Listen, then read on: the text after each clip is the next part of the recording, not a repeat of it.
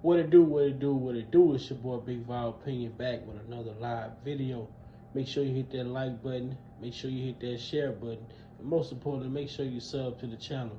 Turn on that post notification bell so that you be notified each and every time that your boy Big Val is going live, man. With that being said, let's get into this intro.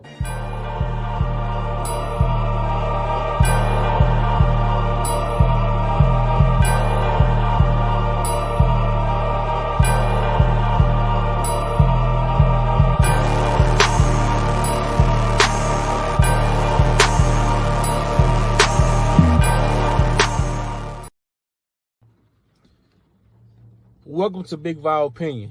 Moderators, with my permission, any negativity in the chat should be hidden from this channel. This channel is a negativity-free channel, drama-free channel, and we are here to push the message out. We will not be distracted. So with my permission, any negativity in the chat should be hidden from this channel. Welcome to Big Val Opinion Platform. There's haters. I don't have a message. I don't take my time to respond and to defend myself. Why would I do that? I'm giving you a microphone if I'm doing that. I'm giving you salt. My battle, all hope was gone. Downtown in a rush crowd and felt. Yo, man. I want to welcome everybody to the Big Val Opinion Show this morning.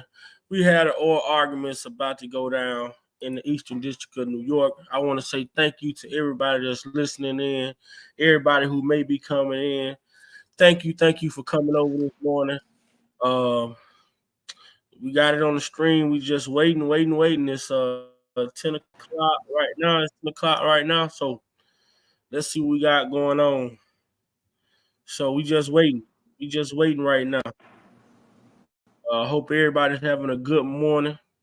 Let's stay prayed up. Most definitely, let's stay prayed up, man. Let's hope for a good outcome. Got some much needed rest yesterday. Shout out everyone. Shout out everyone in the chat. This is Ashley Cohen. You know, this is what she had on. This is the theme song that they had on X. Great song, man. That's a great song. Man. I hope everybody's having a good day. Today. Most definitely, man. What's up, Courtney? What's up, man? Everybody in here this morning. We waiting. We are waiting. So, if you all was here on Saturday was it? Yeah, Saturday night. If you all was here on Saturday night, we shared a video from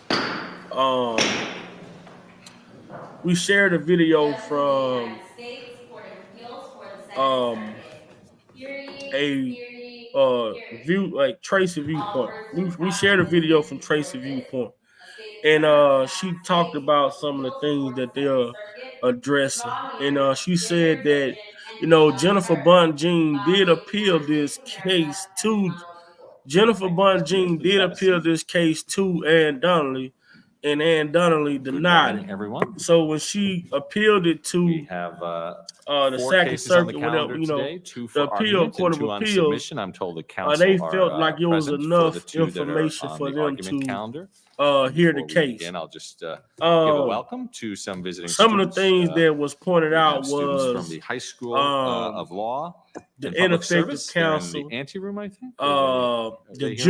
the jury selection, they're in the Learning Center. They're watching from there. the In any event, we bad welcome act them. witnesses. And so the first case on the calendar for argument is NASD versus Skanska, Koch or Koch and Hewitt. The relationship between Mr. Air, Nicole Blank Becker and did I pronounce that one right? of the witnesses in the case. Oh, like you tell me if she it's challenged wrong. the Rico It is right now as well. Like it's so much what stuff. do you call There's so yourself? much stuff I'm to calling myself Air. unfold All right. within this And your case, co-counsel man. is also an And the heir? thing is, like, He is. He's the heir apparent too, I suppose.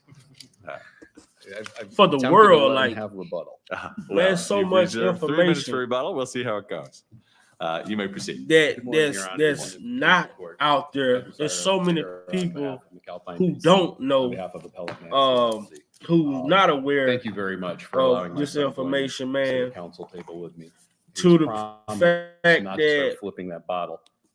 when we starting to see more and more people come aware of what actually took place, contractual notice provisions and can now be unenforceable. People are starting to for have unreasonable delay questions. or uncontemplated delay. The record includes SKK's white paper, record 75-1, on the live stream, titled so Why we wait. the Bridge is Late, where SKK blames It was 2 substantial rooms. delays on the I incomplete know, designs of the project. That is evidence of an uncontemplated delay. Stage 4 was delayed. It was 2 rooms. Years. That is evidence of an unreasonable delay. On New the York State has recognized delays even longer than this one as being nonetheless covered by a no delay clause, right? No damages for delay clause. They have in some situations. Make sure we in here, y'all. Delays of 2 years or less of being an unreasonable delay, and that gets to the core point of this. Is this becomes your an expert issue of fact said for the jury to decide whether in this situation that would be an unreasonable under these circumstances. The other main issue is SKK had told the Port Authority initially when they were talking about and discussing the cost increased on stage 4, that NASD's cost increased $5 million, and then they revised that to $4 million when they're presenting this to the Port Authority under all the requirements on SKK presenting these claims to the Port Authority. After SKK learned that the Port Authority would pay at a lump sum of $325 million and allow SKK to apportion those funds to the subcontractors, SKK revised NASD's delay increases to actually a credit in favor of SKK, despite labor costs increasing during that period. Following termination, SKK further reduced.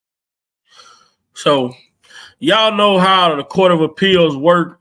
They hear other cases, at the time, so we have to listen in until, it's RSK case that comes up. So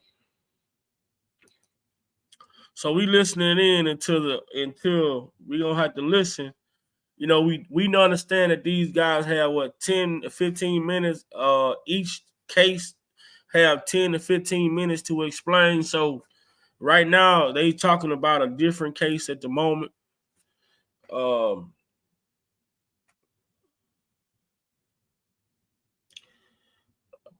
Just a second, y'all.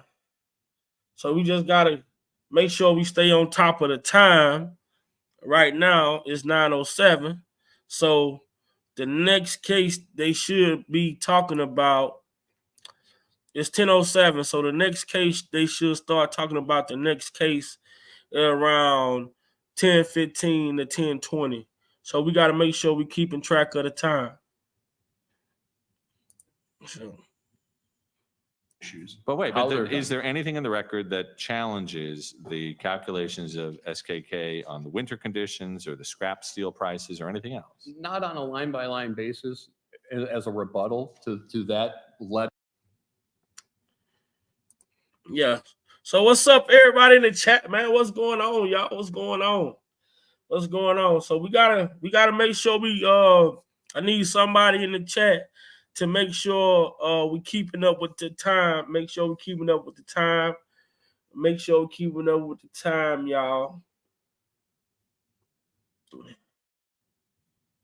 Make sure so we can get in there. We can click on. So it's 10:08 right now. So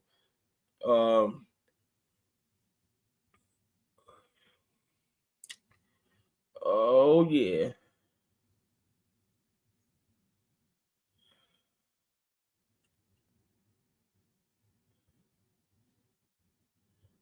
Yeah. What's going on, y'all? And 3 times the contract balance to complete the work But there could be any followed. number of reasons that the costs escalated over time as the construction started again. I mean, I'm not sure that that shows that at the time of their change of their decision here, their alleged breach of contract, that they were acting in bad faith.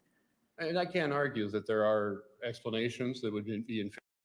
And also, if you all want to listen to the whole thing, just put a 1 in the chat. If y'all want to listen to the whole thing, we can put a 1 in the chat. That kind of give us a general idea of how the judges, what the judges are thinking and how they are, kind of give us a view of the temperament of the judges. So if y'all want to hear the whole thing, just put a 1 in the chat. If y'all just want to hear the specific R.Kelly details, put a 2 in the chat.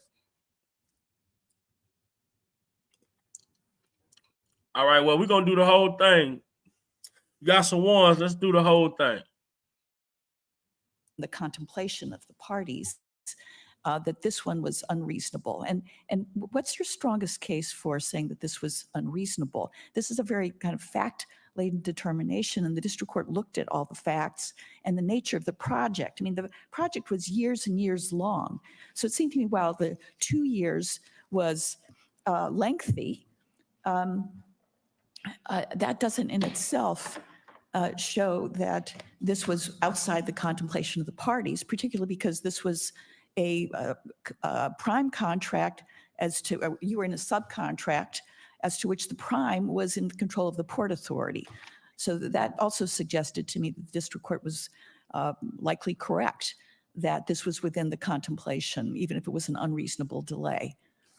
Why is that incorrect? And that's why I think I cited the first thing to the white paper, because the white paper, SKK, told the Port Authority that these are the reasons why there are delays, that it's the incomplete plans from the Port Authority. But the fact that there was negligent planning or poor action on part of the Port Authority doesn't mean that this was outside the contemplation of the parties in terms of the kind of delay and the length of delay.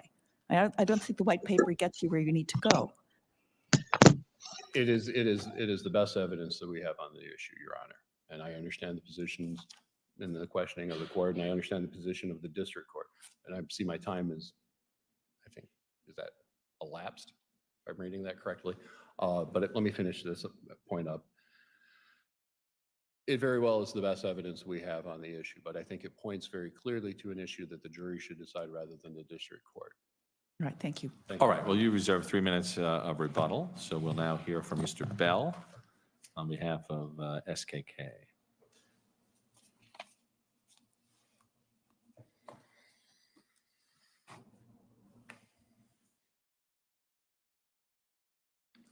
Good morning, Your Honors, and may it please the court. Robert Bell of Pekar and Abramson for SKK. Through this appeal, Appellant Nosdy is seeking to rehash arguments twice rejected in detailed opinions by Judge Coate. Well, it's not even, I guess, twice rejected. It's not fully developed, I suppose, is the problem. I mean, is it, in your view, fatal that there's no attempt to refute the February 17th letter that lays out each of the reasons that SKK concluded that there was actually a $700,000 net, going the other way? Absolutely. The evidence shows that SKK worked in good faith to take a look at the claims that Nosdy was putting forward, take a look at the various issues related to those claims, such as winter conditions, such as labor costs, inflation costs, scrap metal costs, and go line by line through each of those categories, set forth SKK's position with respect to each of those categories of costs, and then come to an ultimate conclusion. It's important to keep in mind that at the time it seems to me that the issues of good faith, whether delay was contemplated or uncontemplated, they are inherently factual questions. Doesn't the record contain fair amount of evidence of uncontemplated delay? I mean, for example, 2-year delay. Some cases say it's okay or it doesn't fit within the exception. Others say the opposite. So you'd have to look at the circumstances. SKK says there was a cardinal change, a plethora of significant issues. Sure. there's the drop in the from the internal evaluation to much lower. Why couldn't a jury find on the basis of these circumstances that there was either uncontemplated delay or bad faith? So first, thank you for the question. First, there was no evidence put forth of bad faith, number one. Number two, Well, other than the what I've just conclusive- identified is circumstantial evidence. I mean, how do you prove bad faith? But you look at you don't know what's inside someone's head, but you look at the circumstances. Couldn't a jury determine from these circumstances taken together that there was bad faith? That SKK really knew it was going to cost a lot more and they were going to really lowball it because to take advantage of the no damages for delay clause? Yeah, I think that looking at all of the evidence together, there would not be a issue of fact for the jury. In particular, looking at complex public works contracts such as these involving multi-parties, including parties such as the Port Authority, delay is something that is very much contemplated by the parties. In fact, the contract itself has multiple provisions related to potential delays. But at some point, it would become unreasonable, right? It would go outside the contemplation of the parties. The no damages for delay clause isn't a get out of jail free card for, a decade delay that has no basis in fact, right? Absolutely. I mean, it's not unlimited. We would certainly agree with that. But the amount of delay here, which was less than 2 years, is very much consistent with and similar to the case law in New York State with respect to a no damages for delay clause. But and why, following up on Judge Chin's question, why isn't that a question for the jury to determine? Because looking at the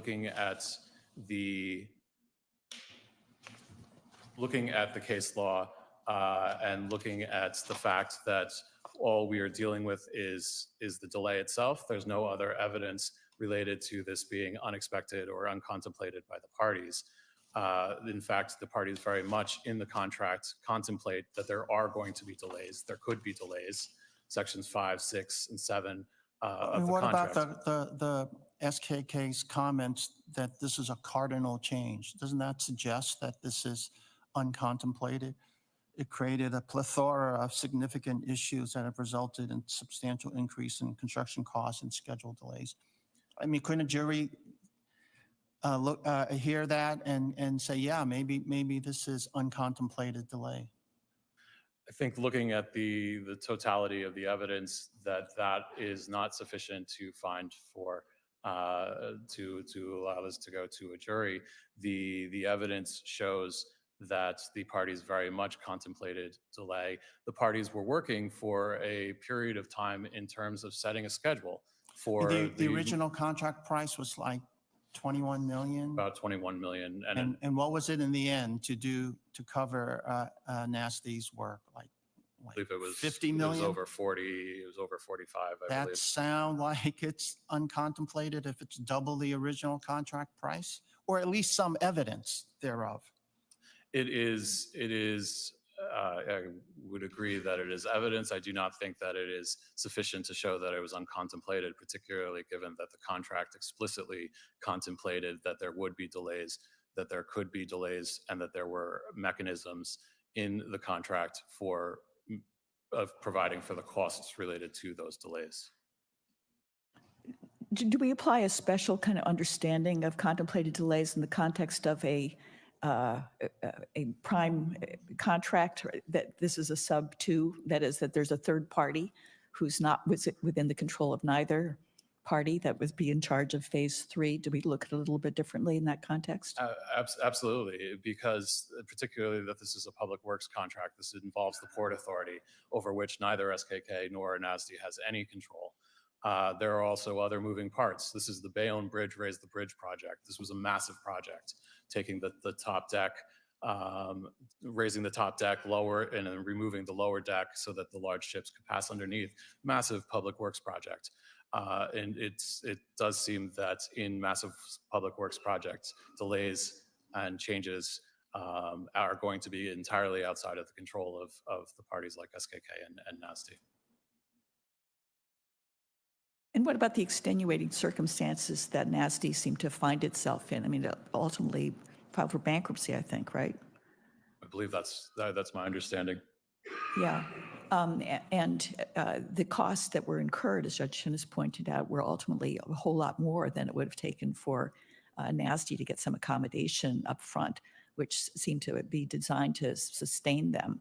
Is that no indication of the absence of good faith and fair dealing that SKK made really no accommodation?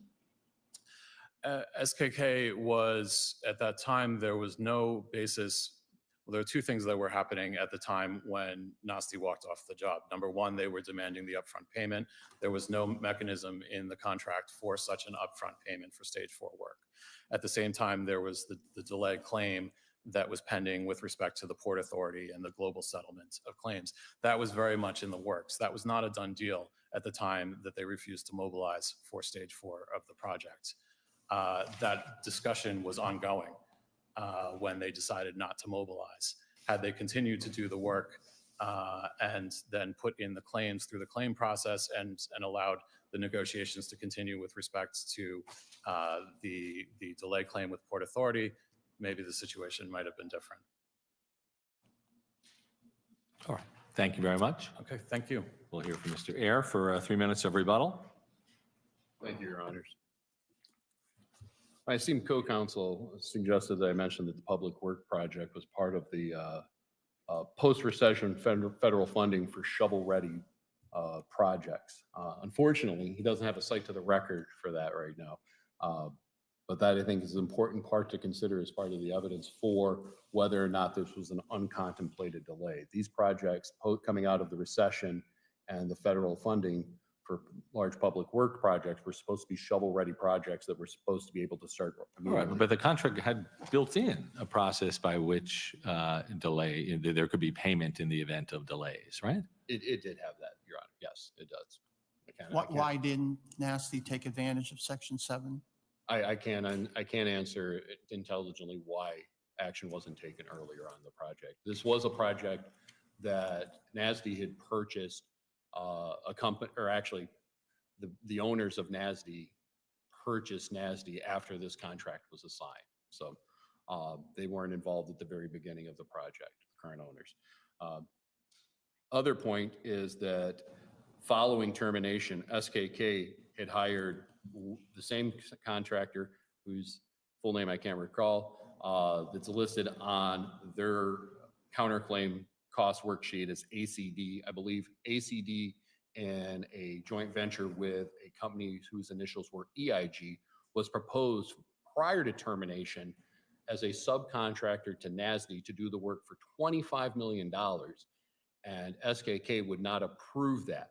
Following termination, they turn around, assign part of the work to that entity, for which they charged $22 million with the wire saw credit of $2.64 million, which, if I read this correctly, meant that it would have been essentially the same amount that NASD was proposing to hire this company and subcontract prior to termination, the same amount, except the now wire credit was assigned. And then SKK billed another $20-some million on top of that post-termination. Absent any question, that's all we have. All right. Thank you very much, Mr. Ayer. Thank you. And thank you again for allowing my son to sit up. No, that's all right. It was well behaved. That's very great. All right. We will reserve decision. That takes us to the second case on our argument calendar, United States versus Kelly. Thank you.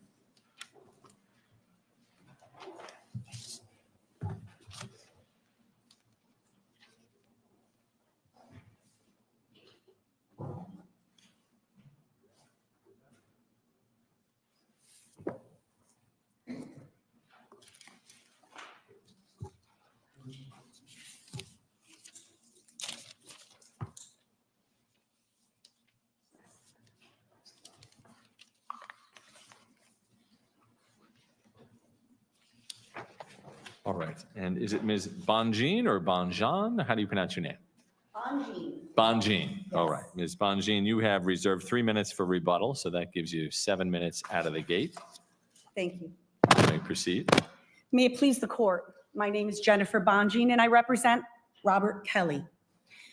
Like every RICO indictment seemingly in history, the government charged the defendant with being the member of an enterprise that had a common purpose of carrying out an illegal or illicit activity.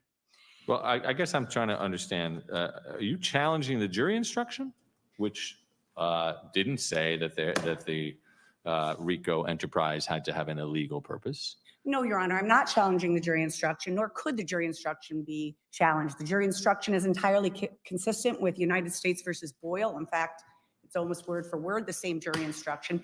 And in Boyle, as this court may recall, where the enterprise or the instruction was challenged, even though it wasn't set out with specificity what the structure of the enterprise should be, the Boyle court said that's fine. It doesn't have to be. The jury doesn't have to be instructed with that level of specificity.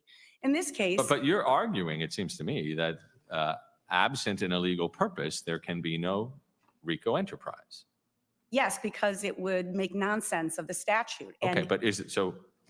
I guess A, what's the authority for that, and B, isn't that really a challenge to the jury instruction?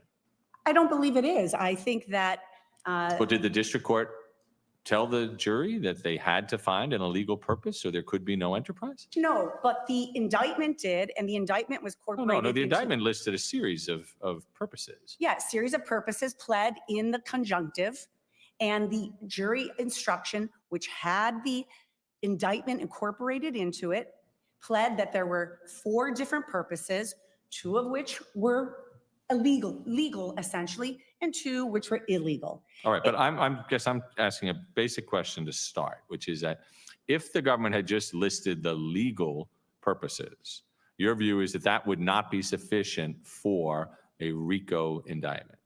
No, in fact, district courts routinely dismiss complaints that do not demonstrate that the purpose of the common or the enterprise is illegal in nature. In fact, neither party's been able to find a single case where the purpose of the enterprise was entirely You're legal. arguing that there was insufficient evidence here to prove an illegal purpose? Correct, or illicit or fraudulent or some type of, Wasn't there substantial evidence? no, No. Your Honor, I respectfully disagree. There was substantial evidence of, Please, finish. yes, there was substantial evidence perhaps of defendant's wrongdoing in the context or using quote unquote the machinery of his organization, his entourage, those types of individuals.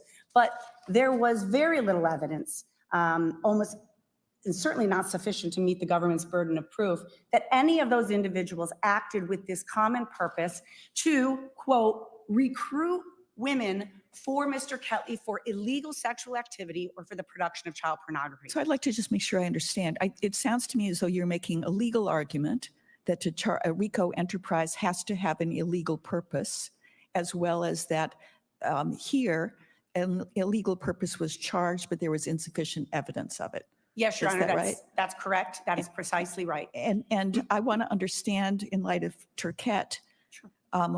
why we have to find an illegal purpose as Yes. well. I mean, there's language in Satinwood, and most of the cases that have been cited and discussed are in the context of a fraudulent purpose that may have some legitimate enterprise around it, but there's room for confusion there. But Turquette seems to say quite directly that the term enterprise as used in RICO encompasses both legitimate and illegitimate enterprises.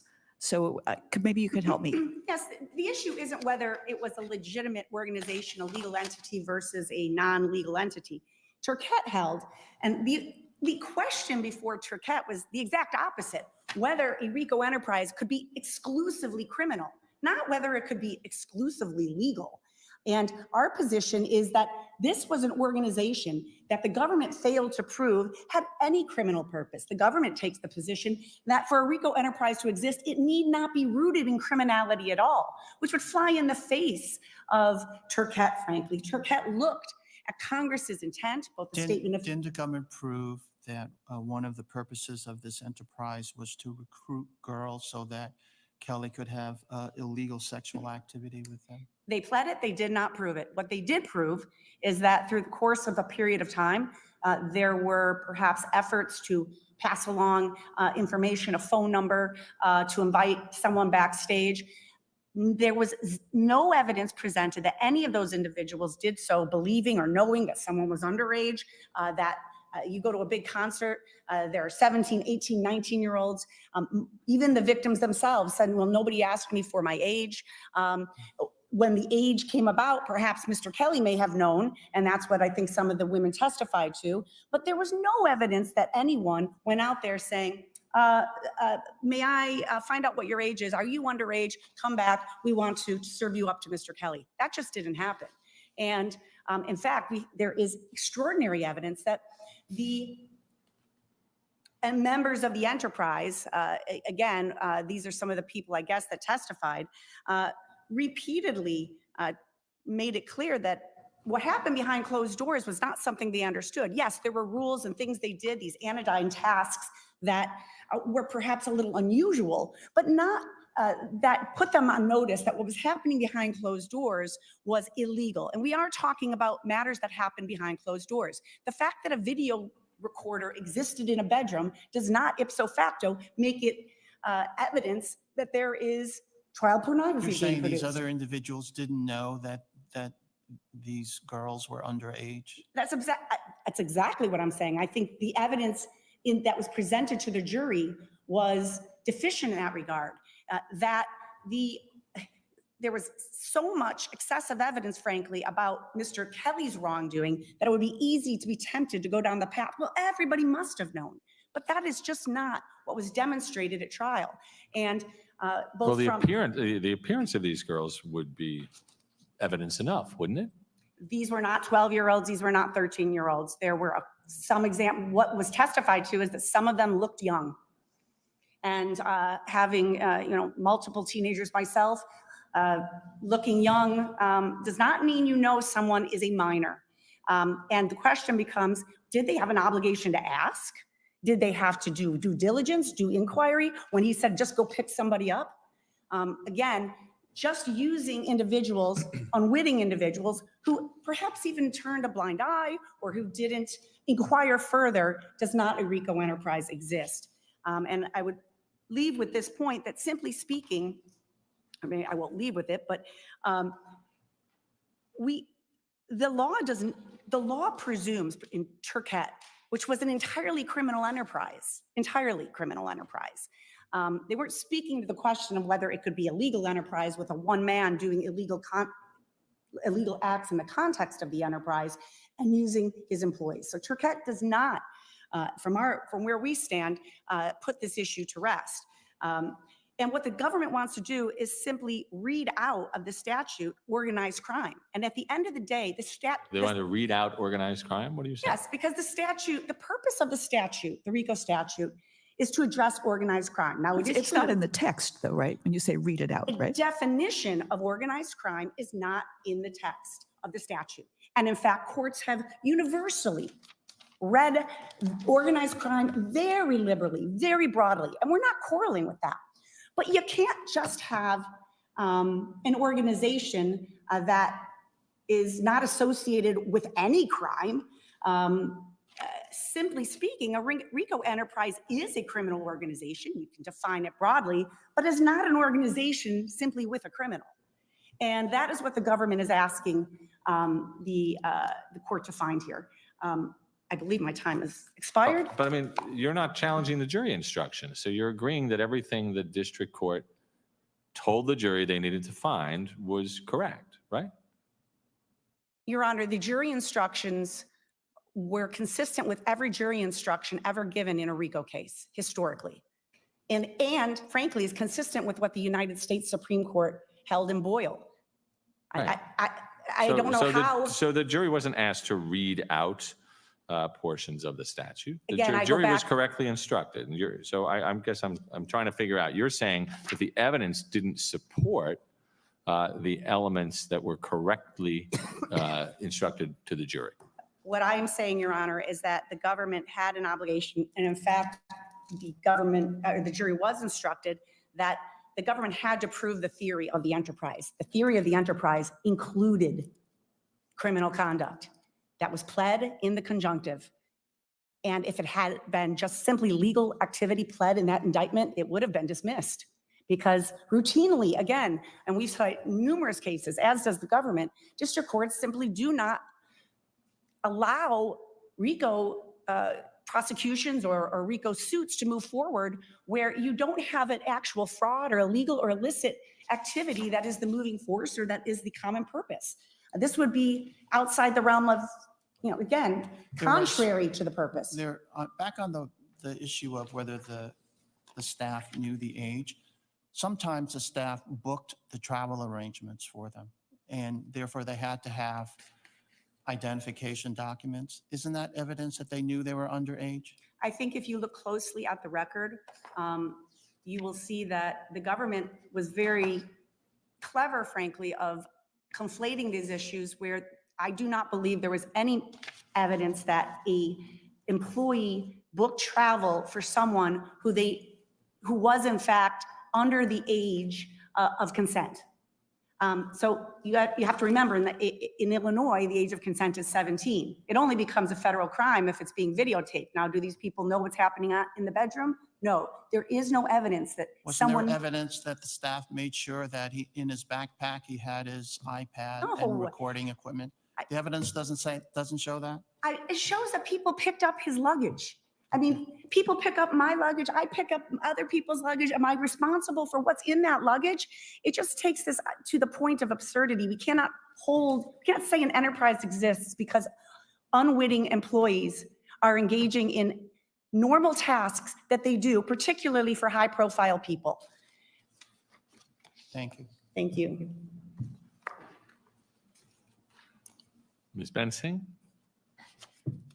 May it please the court, Assistant United States Attorney Kayla Bensing on behalf of the government. Good morning, Your Honors. I want to start with the defendant's challenge to his RICO conviction and what constitutes an enterprise. As the district court stated at the sentencing in this case, the defendant had a system in place that lured young people into his orbit and then he took over their lives.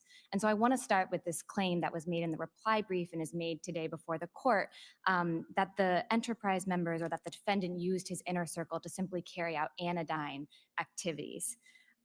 Demetrius Smith, the defendant's— What evidence is there in the record that the staff who arranged these things knew that they were underage? Yes, Your Honor. So in September of 1994, I'll start there with the victim, Addie, who testified. She testified that she was 17. She was invited by Kelly's bouncers to come backstage at a concert in Miami. That was 3 days after Kelly's marriage to Aaliyah, in which he bribed a county official in order to hide or alleviate the consequences of illegal sexual activity. And obviously members of his enterprise arranged for that bribery, and so we're well aware of that illegal sexual activity. A few years later, in 1998, Stephanie, who was the victim named in Racketeering Act 2, was approached at a McDonald's by a member of Kelly's entourage. He asked how old she was. She told him that she was 16. Kelly's associate then gave her Kelly's phone number and said Kelly wanted her to call him. This is the same girl who at 17 was instructed by Kelly to give him oral sex in the backseat of a car and to be vocal and make noise while doing so, so that Kelly's driver and another individual who were present in the car could hear, which was a obviously deeply humiliating experience for her. Turning next to Nicholas Williams, he was one of the defendant's runners beginning in 2003. He answered phones and escorted Kelly's girlfriends inside of Kelly's studios, and he testified that Kelly's female guests were very young, keeping in mind that he was 19 at the time. He also testified that he could hear sexual activity and yelling between the defendant and his female guests. The jury is entitled to infer from that Kelly's employees helped maintain and facilitate Kelly's contact, including sexual contact, with these underage women. I want to also turn to Anthony Navarro's testimony. He was another one of the runners employed by Kelly. Navarro, who started working for Kelly in 2007, specifically identified that he would help answer phones for Kelly's girlfriends. That was his word, and there was some claim in the reply brief that these were just female guests, but he testified using the word girlfriends. And he identified them as looking very young, specifically mid-aged teenagers. And the jury heard testimony from Duranda about how she recognized Navarro as one of Kelly's runners who she interacted with when she was 16 years old being sexually abused by Kelly. In addition, there's Cheryl Mack.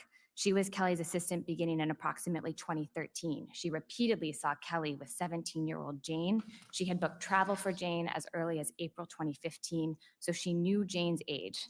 And a couple months later, in July of 2015, she testified that she observed Jane going to perform oral sex on Kelly. There's also Suzette Mayweather's testimony. She learned that Jane was 17 years old in the fall of 2015.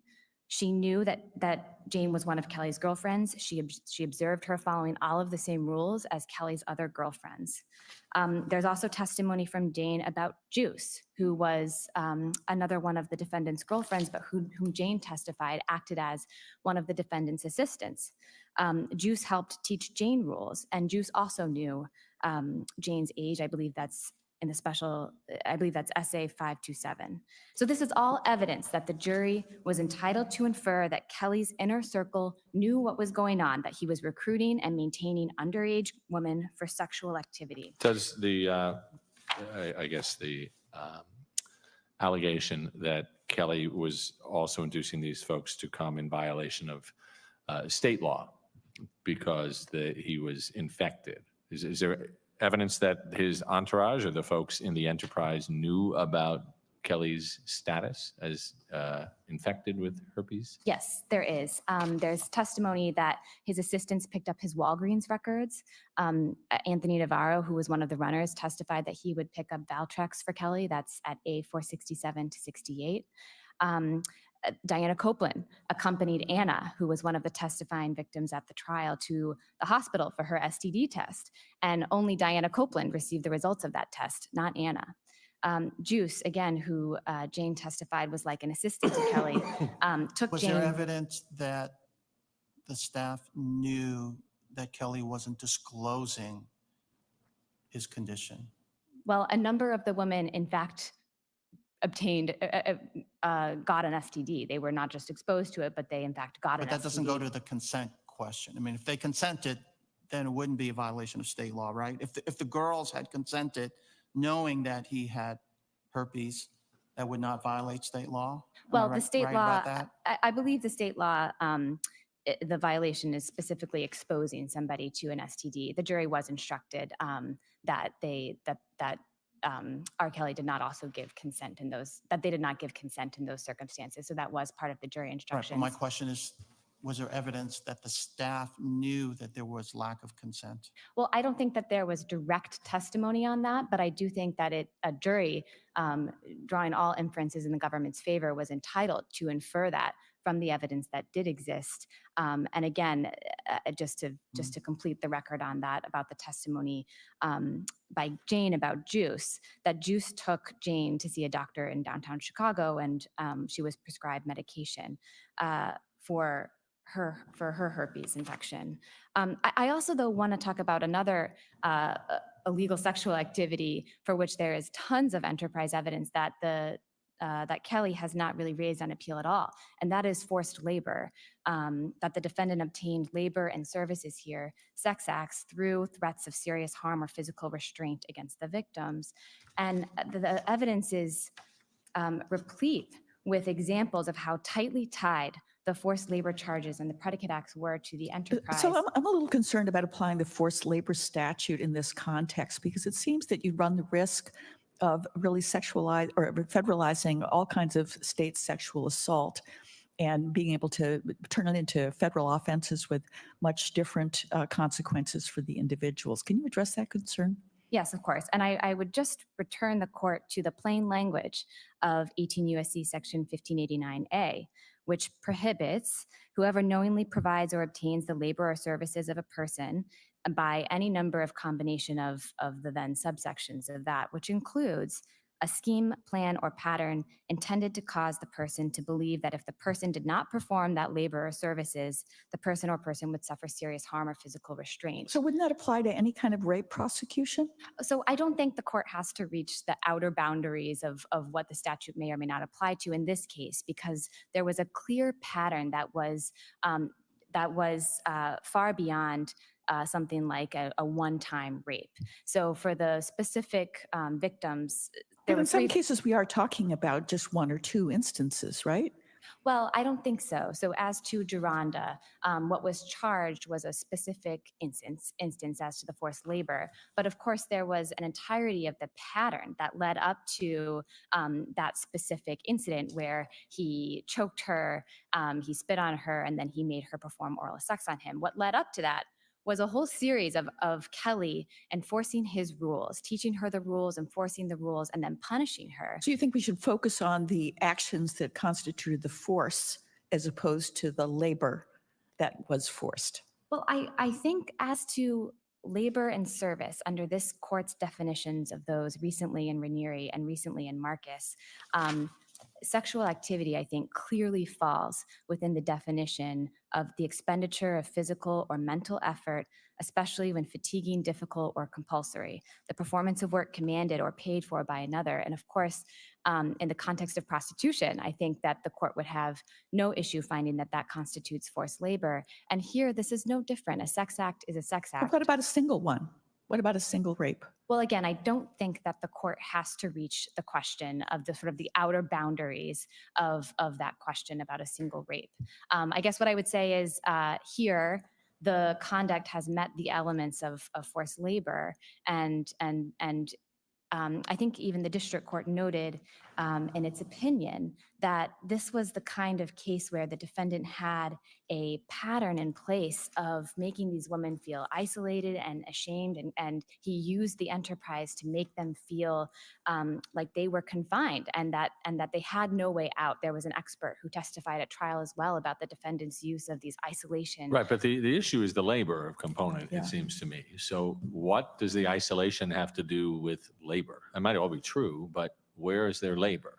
Well, I am just pointing the court to the other portion of Section 1589, addressing the court's question as to whether a single rape could constitute forced labor. I think here, sexual activity can constitute labor or services. Right, we know that. Ranieri says that. What about the facts here? This is very different than Ranieri, right? Well, I think in many ways it is similar. For example, the women were forced to give over collateral. Geronda, who was one of the victims of the forced labor charge, testified about how she had to write false letters. Faith also was forced to send a text But is message. that the labor? So writing false letters is the labor? No, the labor I mean, would Ranieri, be... these folks were doing other things. They were doing things for free, right? That would be easily described as labor. Some of it sexual, some of it not. Well, again, I think that people pay money for work on websites, people pay money for transcribing tapes and reviewing articles, and people pay money for sex. So I think under the definition that this court has given in Ranieri... So I think that's where we're back again. You keep saying we don't need to go to the outer boundary, but it seems to me your argument is any sex act, including a rape, is forced labor. I believe that sexual activity does count under this court's definition of labor and service. And again, I would just note that, of course, the other provisions of the forced labor statute would also have to be met. And that may be where there's a limiting principle in terms of whether a single rape would constitute forced labor, because the whole other part of the statute would have to be met, which includes, as relevant to this case, the use of the means of any scheme, plan, or pattern intended to cause the person to believe that if they didn't perform the labor and services, that person or another person would suffer serious harm or physical restraint. And so that brings me back, I think, to sort of my initial point, which is, and I see that I'm over my time, so I can continue to address sort of the record evidence. Please go ahead. There are a lot of issues here, so we may want to get to some others too. Okay, so just very briefly, I think the record is replete with evidence that the enterprise was tightly tied to the facilitation of the forced labor predicate acts in this case. Members of the inner circle heard Kelly beating his girlfriends. They knew that Kelly was isolating his victims, and they helped him do it, including by enforcing his punishments, such as watching over them while they were confined to a bus for prolonged periods of time. There's testimony about that from the Mayweather sisters, from Diana Copeland, and employees were punished when they didn't comply. There were financial sanctions when they, for example, Copeland testified that she let Anna escape. And so I have numerous other examples of that, but if the court has questions about any of the other charges. I'd like to ask about restitution. Yes. And about, it seemed to me that the record was weak, that Kelly infected Jane, and the second young woman with herpes in states where the exposure was illegal. And I wondered if the government, what the government's position is on that. If Kelly gave Jane herpes in the state where the exposure was legal, someplace other than New York or California, do you agree that she would not be entitled to restitution? Well, I think the record here establishes that the first time that Jane had sex with Kelly, so her first exposure to the STD was when she was in California. And that was the basis for that particular racketeering act, and for the charge as well. And so that was the first time that she was exposed. She subsequently, later that summer, tested positive for having herpes. And so I think that the record has demonstrated that the crime was exposing her to herpes, and there's direct causation that she then later contracted herpes. And just to close the gap, she also testified that she had not been with any other sexual partners at that time.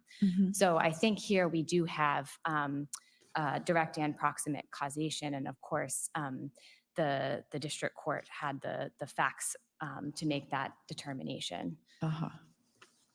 And as to Stephanie. So she had filed, I believe she'd filed a letter with the district court indicating that the defendant had exposed her with herpes, and that was part of the sentencing record. But in addition, the government had referenced a report of investigation, an interview that she had given to HSI agents, that during the time that she was with Kelly, he never wore a condom. Yeah, let me go back. I'm sorry, I'm just looking at my notes. Yes. But wasn't by the time that Kelly met Jane, wasn't he on Valtrex by then? So the testimony was that, first of all, herpes can be transmitted even while you are taking Valtrex. That was part of the expert's testimony in this case. And there was also testimony that his use of Valtrex was very inconsistent. So there's testimony from his doctor that the doctor would prescribe 11 months of Valtrex, and then 4 months later, he'd have to be prescribing more Valtrex. So I think there's testimony from which the district court could conclude that he was not taking Valtrex as it was prescribed, which simply increases even more the risk that he could transmit herpes to And this Jane. is applying a preponderance standard. Exactly, of course, Your Honor. Okay. So if you could address Stephanie now. Yes, thank you so much. So, so in this report of investigation from HSI, which the government referenced in its letter seeking restitution for Stephanie, we represented that the only person that she was with was Kelly at that time, and that was in 1999. Of course, in 2000, Kelly did have a negative culture for herpes, but there was testimony from both his doctor and the expert witness in this case that it is actually quite frequent that you might get a negative culture even when you have herpes, because the timing of that test. And there was evidence that she was having sexual relations with no one else? Correct. That was part of the report of investigation that the district court had before it. There was a specific 3500 piece that was referenced. Okay, thank you. Can I ask you, I guess, to come back to what I think is a legal point? Do you agree with Ms. Bonjean that there has to be an illegal purpose in order to establish an enterprise, which is really the first element of the RICO claim? No, I think as we have made very clear in our brief, that is nowhere in the text of the statute, that is nowhere in the Supreme Court's precedent, and in fact, there is precedent in this circuit that does not require any sort of illegal common purpose, and specifically the court's opinion in Daddario, but also a recent summary order in this circuit in the Ranieri case. In that case, there was a completely legal common purpose that was alleged, and this court found that was completely sufficient. Right, and then I guess the next question is that I think Ms. Bonjean's argument is that when you've decided to charge an enterprise with a list or a series of purposes, her view is you have to prove them all beyond a reasonable doubt, or you haven't proved the enterprise in question. Well, the jury instructions, in fact, stated that the government is not required to prove each and every allegation about the enterprise or the manner in which the enterprise operated. The enterprise must be essentially the one that was alleged in the indictment. And for all of the reasons I started with today, the enterprise was the one that was alleged. Well, I guess that's the question. Is it essentially the one charged in the indictment if the jury only finds 3 of the 4 purposes proven beyond a reasonable doubt?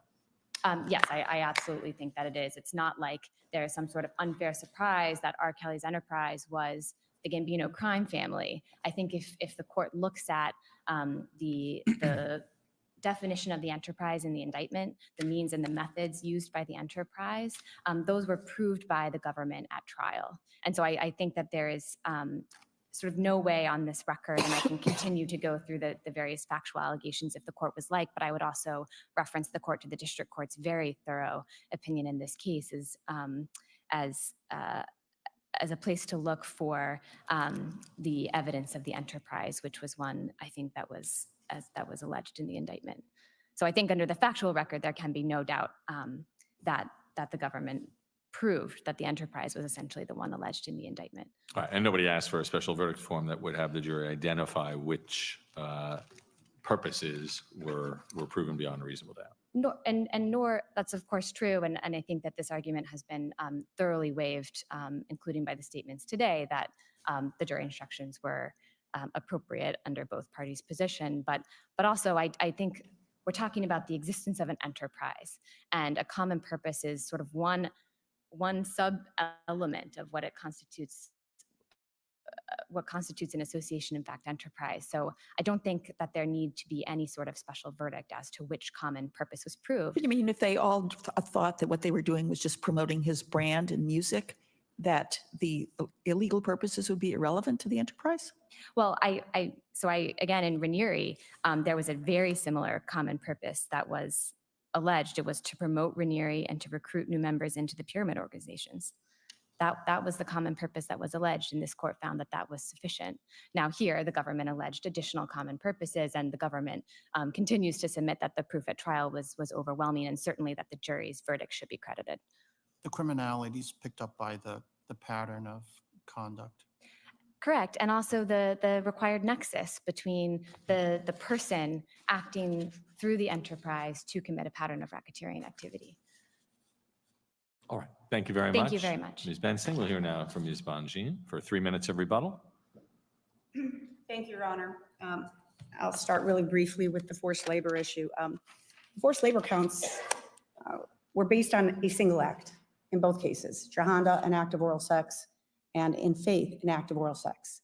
I know the government, again, keeps referring to all of the enterprise activity the activity that they allege is enterprise activity. But at the end of the day, those forced labor counts were premised on a single act. Unless the court is prepared to say that a single act of oral sex, even if it's forced, frankly, constitutes forced labor, that is just making federal law coextensive with state law. And that is one of the problems with that argument, which we did raise in our opening brief.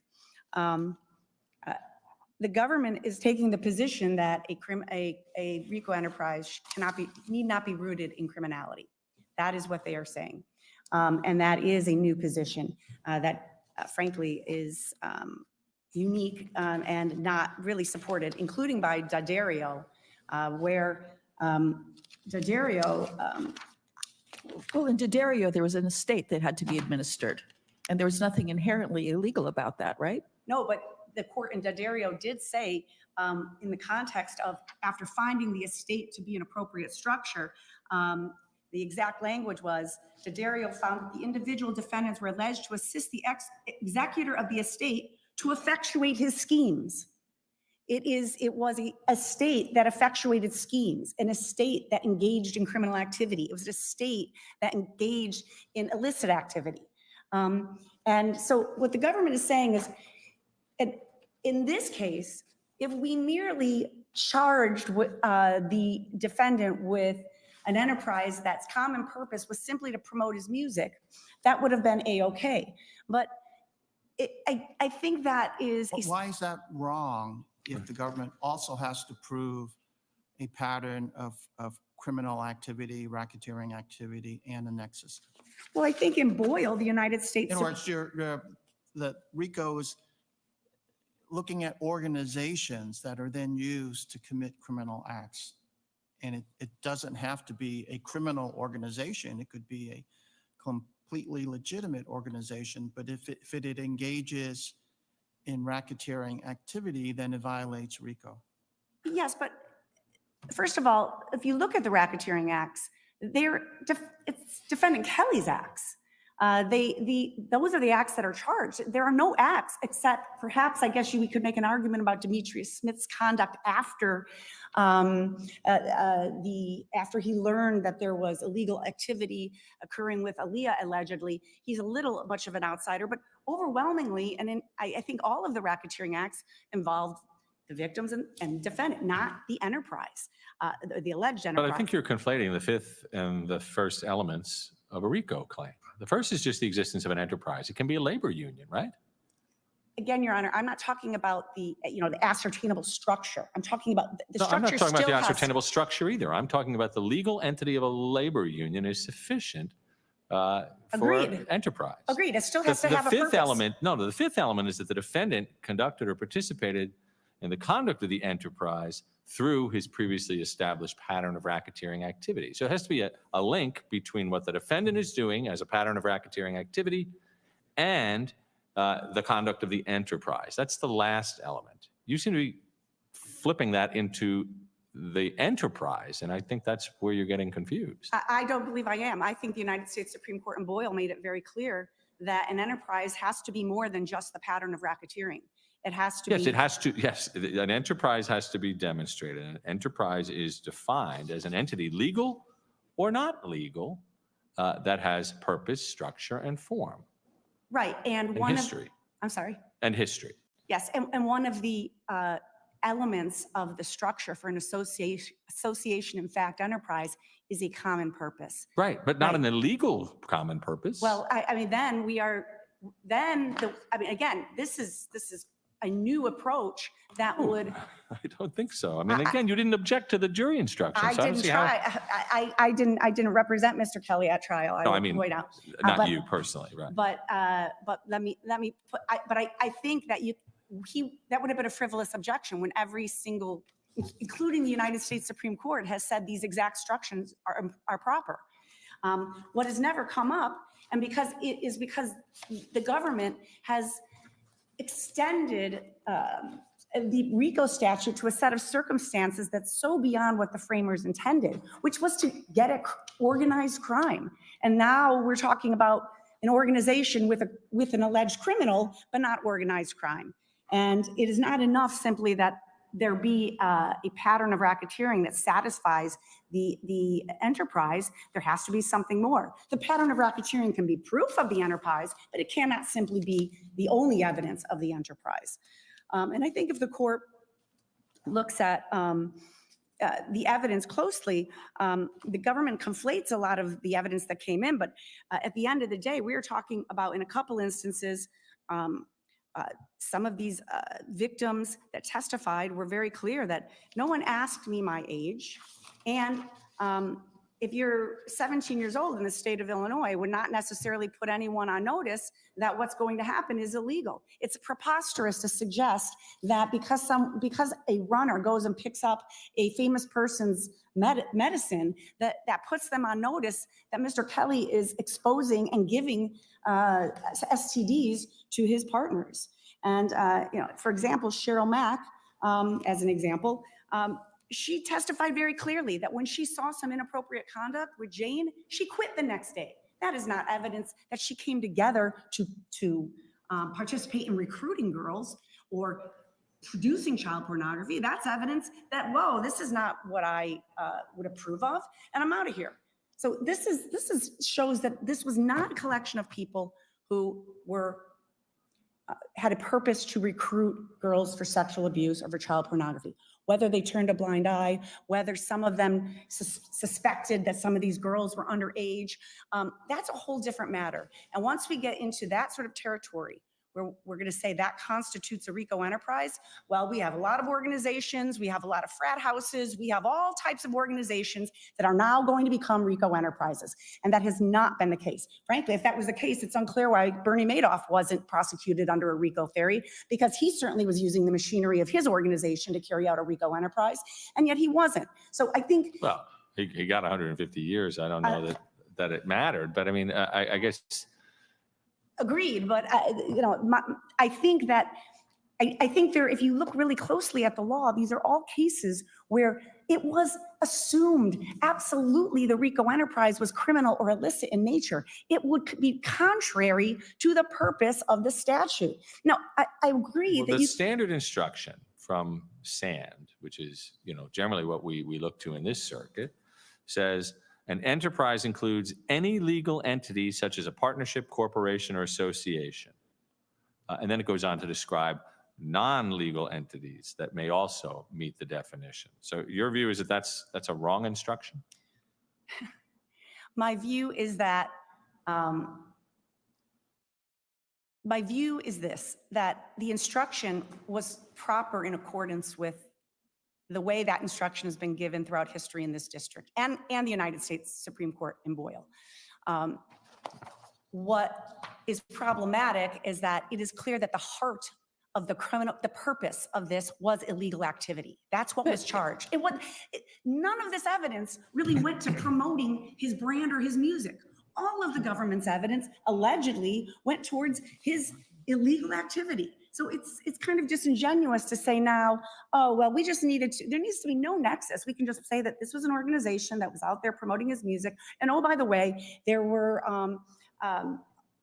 we can call it a RICO enterprise so long as Mr. Kelly is doing these criminal activities and relying on his, again, underlings, whether they know it or not, to facilitate it. And that, I think, is not what was contemplated by the framers of this statute. All right. Well, thank you both. Thank we you. will reserve decision. That concludes the arguments on our argument calendar. We will also reserve the two that have been put on submission. And with that, I'll ask Ms. Beard to adjourn court. Court stands adjourned.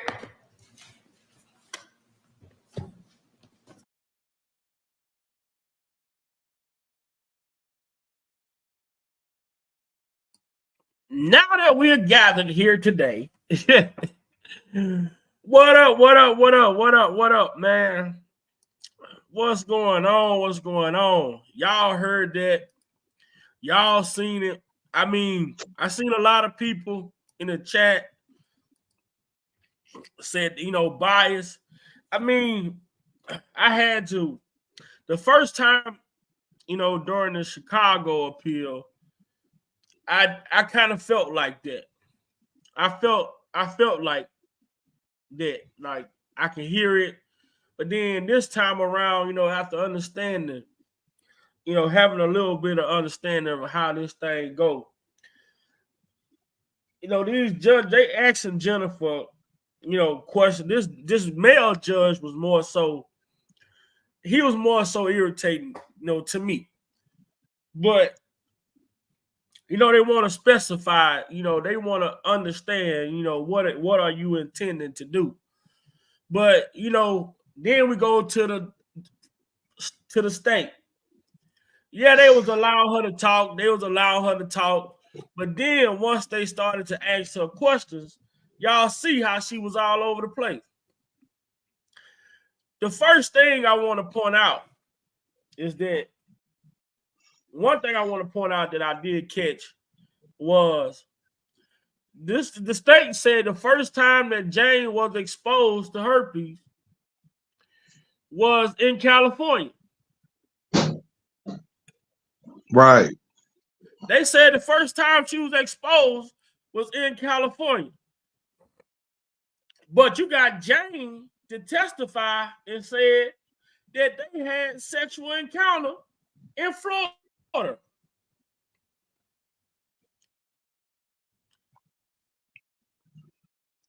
So you got a lot of people who's been arguing this point on the YouTube streets as to, oh, They was having sex at the Dolphin Hotel. The police came and knocked on the door. This is what they stopped having sex, right? She went in the bathroom. He opened the door. The police did what they had to do. They left. They went back to doing what they had to do. So how was the first time she was exposed to sex with Mr. Kelly in California if they supposed to have been having sex at the Dolphin Hotel?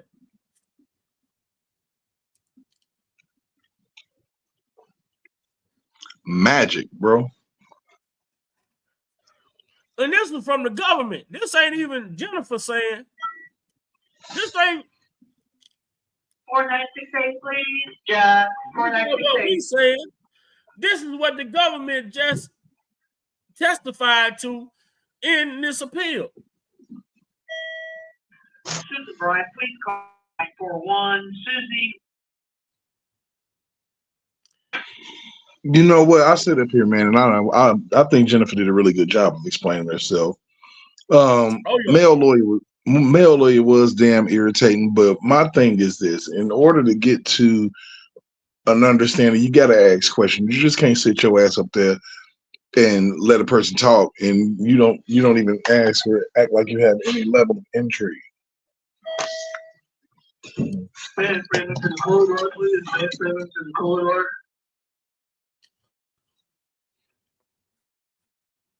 I agree.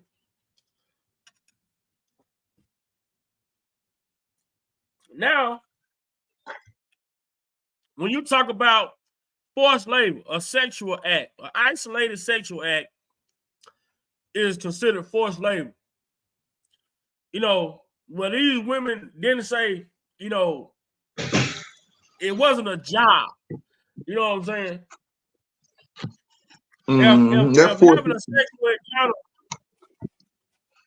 If having a sexual encounter with someone is considered as forced labor, man. Well, why do women go? I done put in that work, then. You hear what I put say? in that work, man. Yeah. But why do women go to jail for prostitute? They getting paid, so that's not forced labor, right? Right.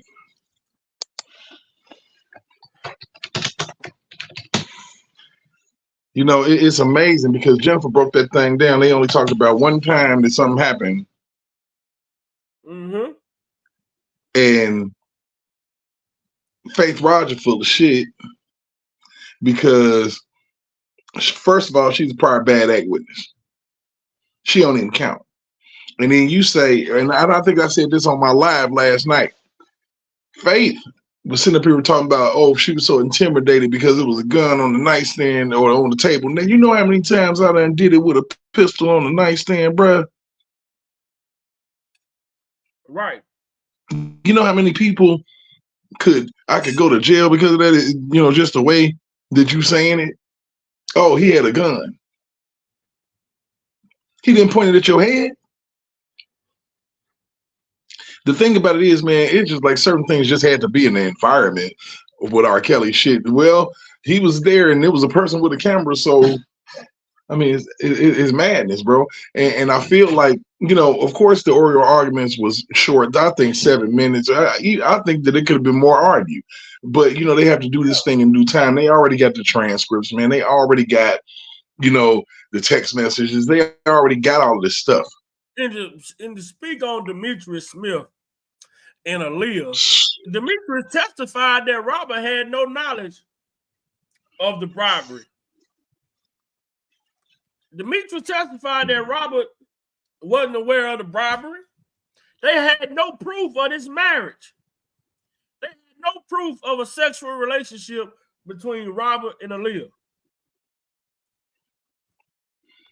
You know, and just the elements of RICO, man, alone, I don't understand. Like, you know, you sit up here and said he was running an illegal illegal enterprise, but then you say it was not illegal, and then you say it was legal, and that's not illegal. I mean, they don't even know what they're doing, what they're talking about. Like when Jennifer said, well, how did it promote his music? Everything y'all talking about is pointing to the defendant. Yep.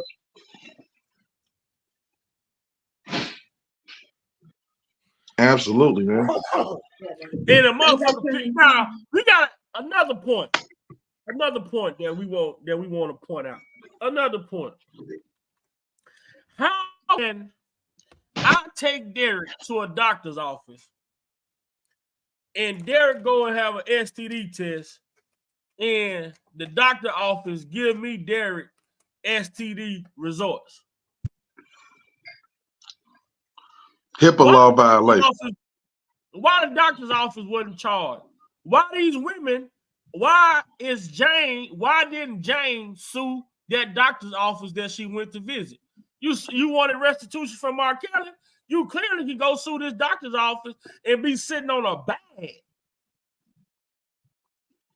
You can sue this doctor's office and be sitting on a bag. You think the doctor's office finna risk being sued and put out of practice by giving somebody else's medical records? And hungry as the Clary family is, as greedy as the Clary family is, as shiesty as the Clary family is, if it was in fact a situation where they gave Diana Jane Doe number 5 medical records, man, her mom and daddy, man, they would have been all over that shit. It's been a mess, man. It's been a mess. I just, at this point, I mean, I'm just hoping against hope. You know, I tell people that we got to have our alternatives in order. We got to have our ducks in a row and make sure.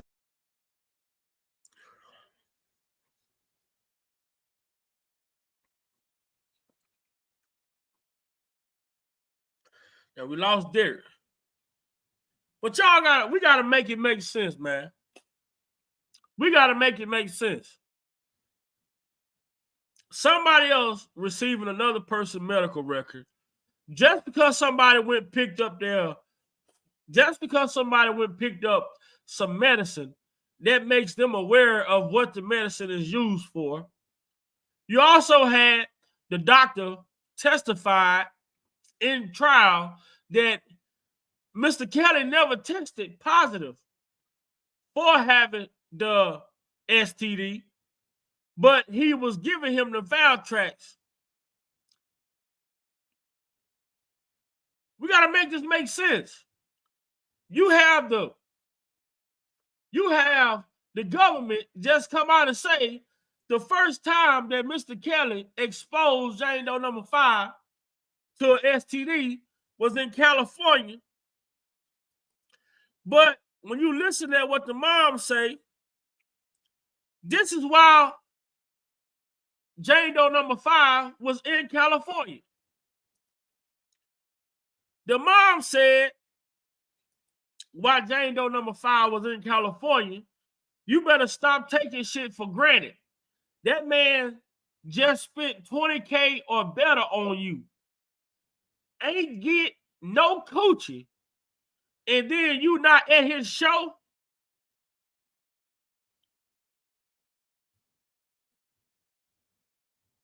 That's disrespectful. A slap in the face, really? You better do some crocodile tears.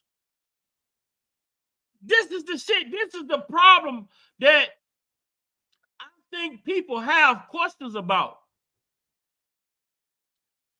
Because if their first sexual encounter was in California, how in the hell did they have sex at the Dolphin Hotel? And if the Dolphin Hotel was the first time that they had a sexual encounter, that means the first time that she would have been exposed to an STD would have been in Florida.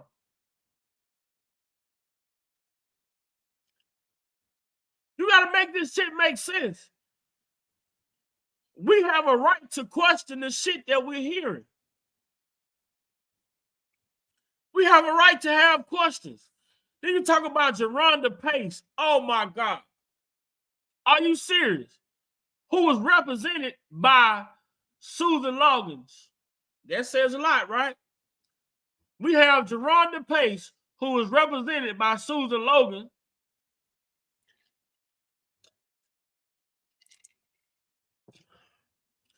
who talks about jumping this man's gate, who talks about when she jumped the gate and got caught.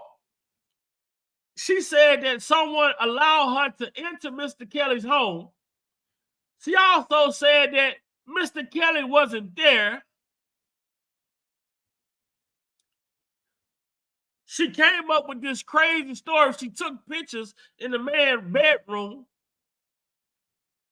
Why she have no pictures with Mr. Kelly? Why she have no pictures with Mr. Kelly? Could she have been one of these women who was suing Mr. Kelly that Miss Susan wasn't filing paperwork for?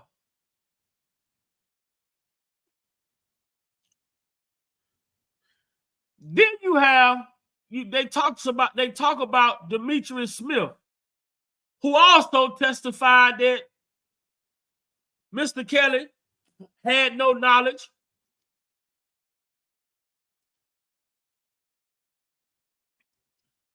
Now, what I want y'all to hear is this, right? Because the government said that none of these people asked questions about the age of these women. Well, when you go to the paperwork,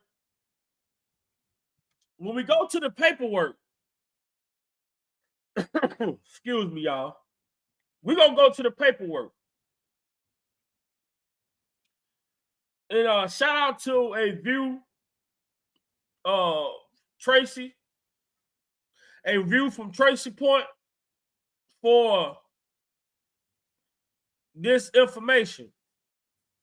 Let's get this off right quick. Let's get this down. Let's add here.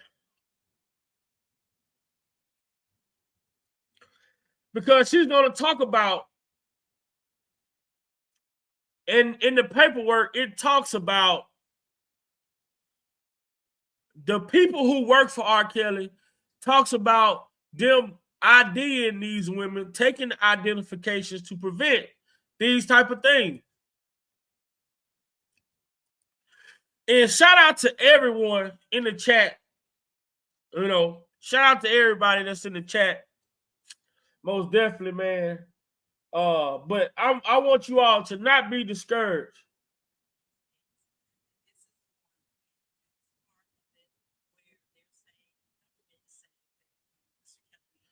And they talked about all of the employees. Also,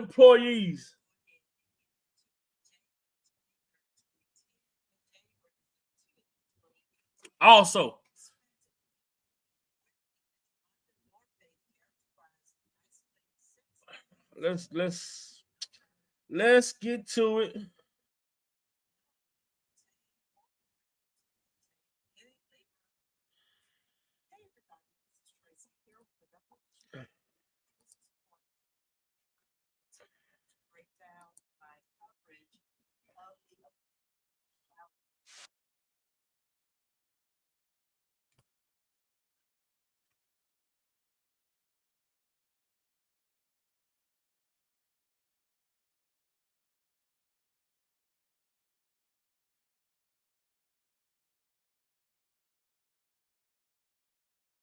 New York failed in filing this RICO is that they only have one person, and that one person cannot be the enterprise and the individual that they have on trial.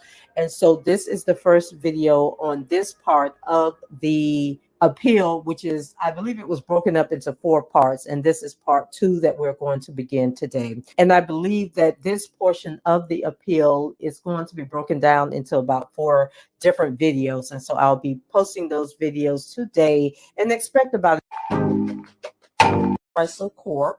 and 116F3D225, 226-27, which was the case. And I'm not going to read all of that. You guys know I usually just read the case number and when it was heard. And so Fitzgerald versus Chrysler Corp. was heard in the Seventh Circuit in 1997. Chief Judge Posner cautioned that where a statute is broadly worded in order to prevent loopholes from being drilled in it by ingenious lawyers, there is a danger of it being applied to situations absurdly remote from the concerns of the statute's.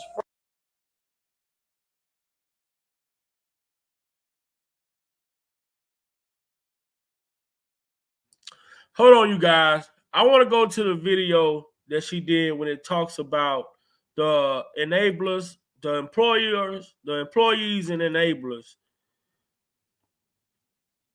Right here. This is the one we want.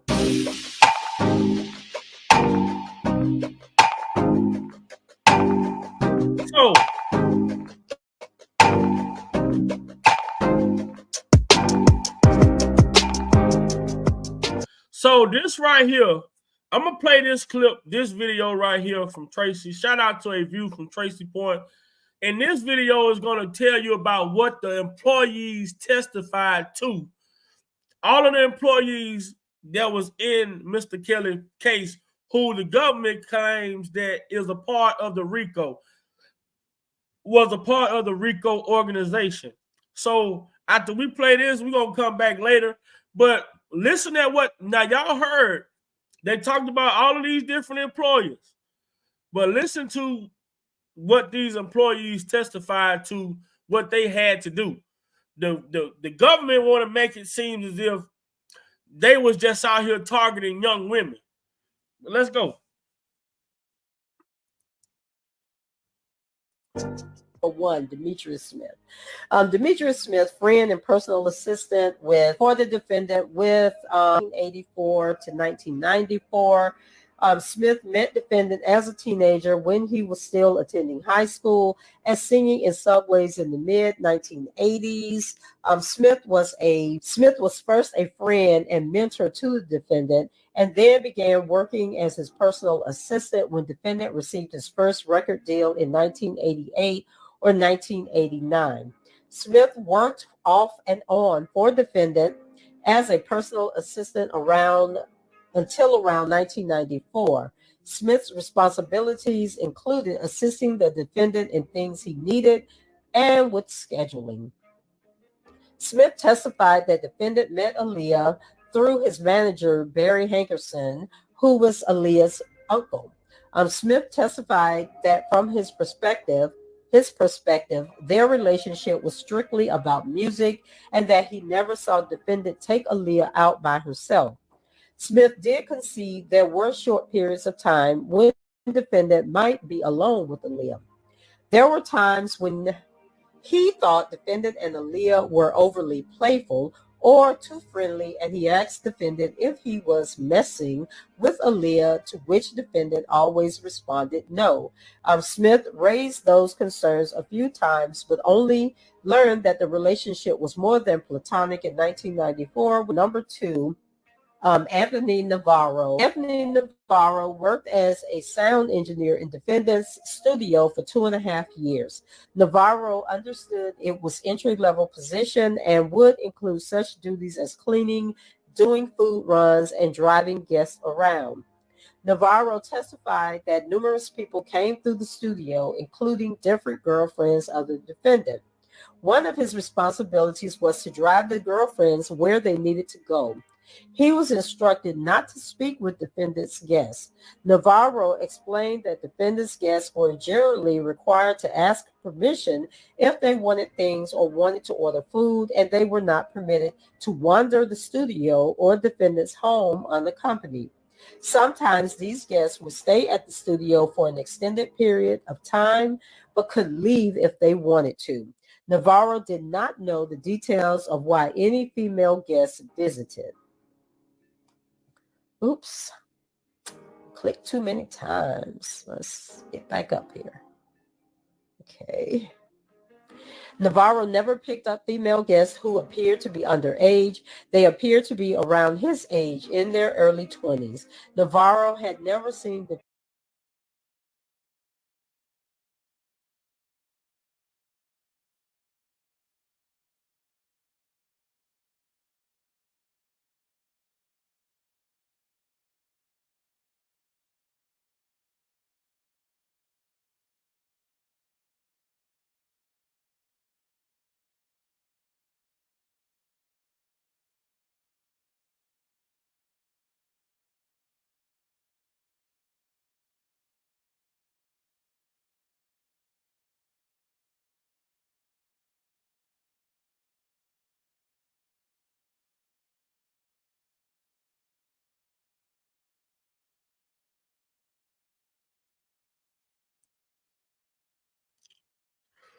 So now this is another thing. Y'all just heard they talk about Navarro. You just heard the government talk about Navarro. He was 19. He said he would pick these ladies up. They would appear to be younger than him. But then when you go to the testimony, the paperwork, and listen to what the paperwork said, what Navarro said during the trial.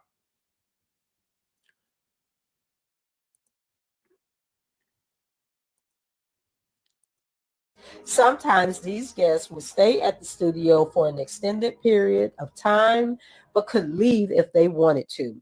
Navarro. This is Navarro testimony. These women would stay for an extended period of time, but they could leave if they wanted to.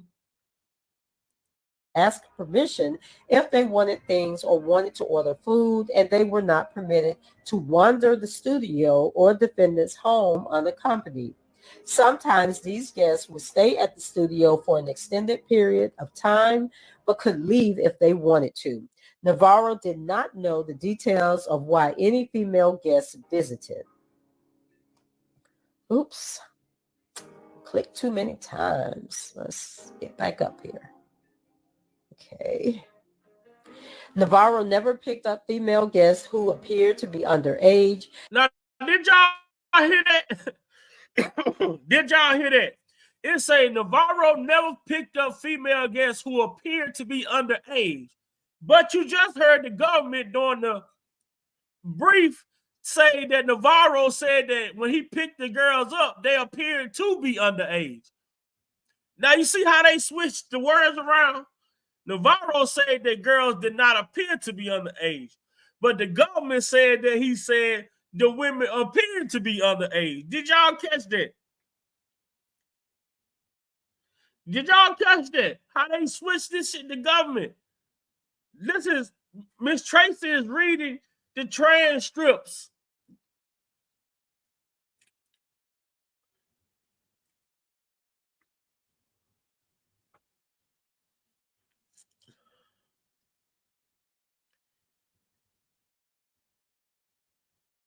Now, how do they say the man say the girls appear to be underage, but then his own words said that girls did not appear to be underage? But let's keep going, man. It's just bullshit, bro. They appeared to be around his age, in their early 20s. Navarro had never seen defendant engaging in sexual activity in his home or in his studio. Navarro went on tour with the defendant and observed that invites would be distributed to attendees for after parties. Sometimes defendant's phone number would be on the invites. At times, he would see defendant's phone number distributed to people at the mall or at a restaurant. Navarro never saw underage girls backstage. Navarro recalled that identifications were checked before people could go backstage. Did y'all hear that? What did Navarro say? Identifications were checked. Identifications were checked. So how did Jane get backstage during the concert in Florida? Man, look here, bro. These are just my opinions, man. I'm not asking nobody to believe me. I don't go back and forth about how I feel about things. I don't go back and forth about how I see things. But one thing I do is listen, and I have questions. His home or in his studio. Navarro went on tour with the defendant and observed that invites would be distributed to attendees for after parties. Sometimes defendant's phone number would be on the invites. At times, he would see defendant's phone number distributed to people at the mall or at a restaurant. Navarro never saw underage girls backstage. Navarro recalled that identifications were checked before people could go backstage, but he could not recall whether people had to be 18 or 21. 3. Tom Arnold, runner studio manager from 1998 to 2011. Oh, let me go back up because I don't think I read. Anthony Navarro was a runner and sound engineer from 2007 to 2009. Okay, so Tom Arnold, runner studio manager from 1998 to 2011. Tom Arnold worked for defendant from 1998 to 2011. He started as a runner and eventually became his studio manager and road manager. One of Arnold's responsibilities working for a defendant was to provide transportation to his guests, which could include men with whom defendant played basketball, a musician, and his female guests. If defendant wanted Arnold to transport a guest somewhere, defendant would tell him directly, or someone with defendant would make the request. Arnold testified that the protocol for driving guests from one location to another was to open the door for them, turn the rearview mirror up, and then turn the radio on to a reasonable volume. Arnold understood that turning the rearview mirror up was to avoid eye contact with defendant's female guests and to ensure their privacy. Guests at the studio were required to sign confidentiality agreements. So I had to stop because if Mr. Kelly got the driver turning the mirror up to avoid eye contact with the female guest, turning the radio up so that the women could talk in private or whatever. So all of a sudden he get one woman, he say, I want you to give me oral sex and I want you to make noise so that the person driving can hear you. So that the people up front, so the person up front that's driving can hear you. I want you to turn the mirror up. I want you to turn the radio on for privacy, but also I want the female to be loud enough so you can hear her as we have sex while you driving. Man, I tell you, bro. I mean, it's just shit that I have questions, man. It's just they're only questions that I have. That's it. Agreements that prohibited guests from recording or taking photographs. Staff would either take Polaroid photos of guests or copy their identification to confirm the identity of the person signing the confidentiality. So I want y'all to listen to that right there. She said that they would take Polaroid photos of guests and copies of their identification. Now, where would Mr. Kelly keep these records? What if those were the records that were in the storage? What if these records was being held in this storage where the government seized all of this property?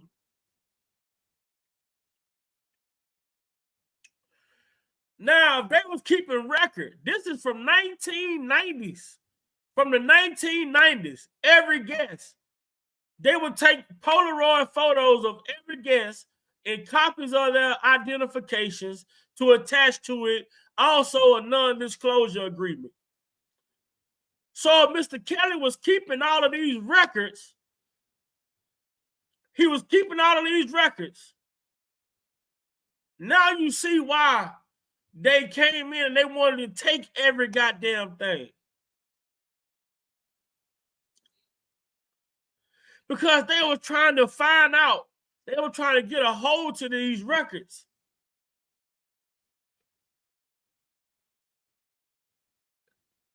Somebody that knew what was going on, they alerted the government that, this man had all of this shit. He had all of these records. Because why wasn't any of this information presented? And I feel as though to hear these workers saying that they would take Polaroid photos of the guests and also their identification along with a non-disclosure agreement, I feel like if these women who accusing him wasn't a part of that, I don't think they ever dealt with this man. I don't think they ever dealt with him. Because any woman that dealt with him, they would have had to have identification. They would have had to have a Polaroid photo. Those were practice. That's just how he ran his business. And that's just my opinion.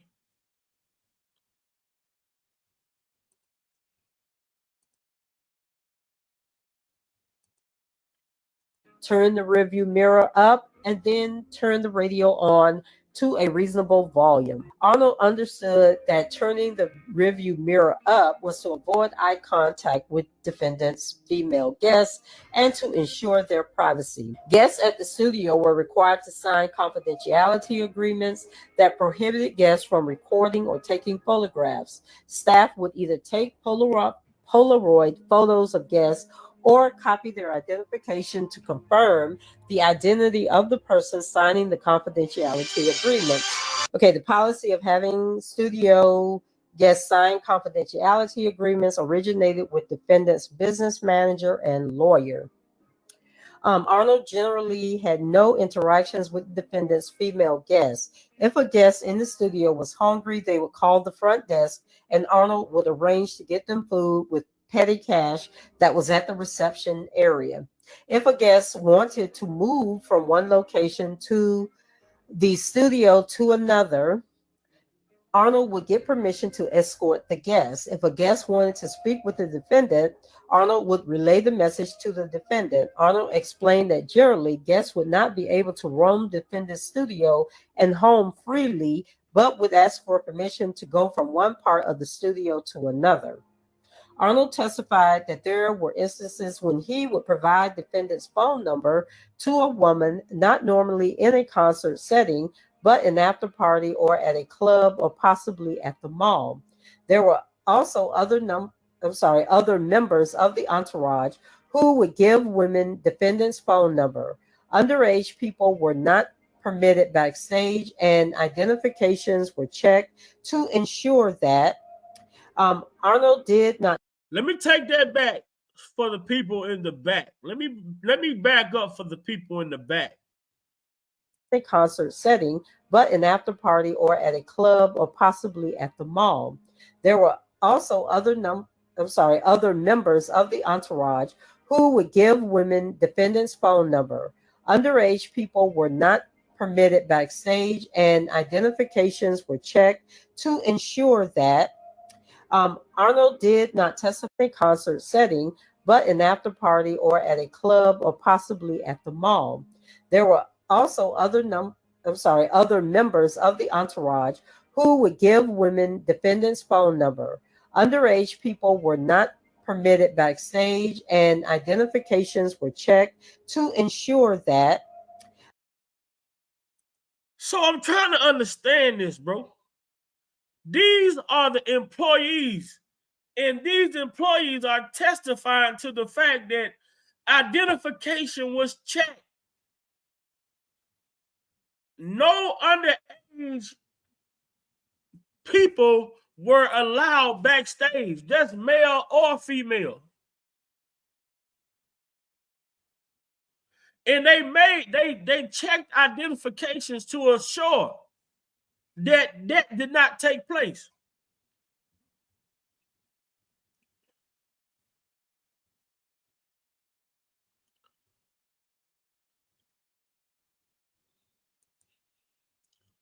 But you just heard the government say that the workers said that the girls looked young.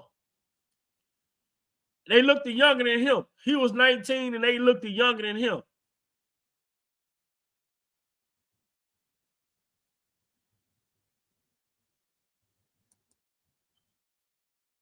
Arnold did not testify that he provided defendant's phone number to any woman underage.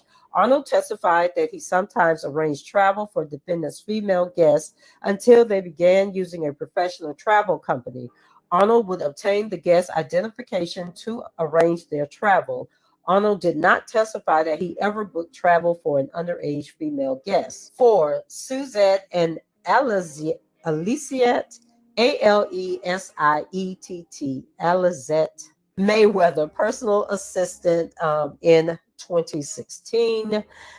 Suzette and Alice, child, this spelling just don't even make no sense to me. What did we say this was? Is it Alizette? Suzette and Alizette? I don't know.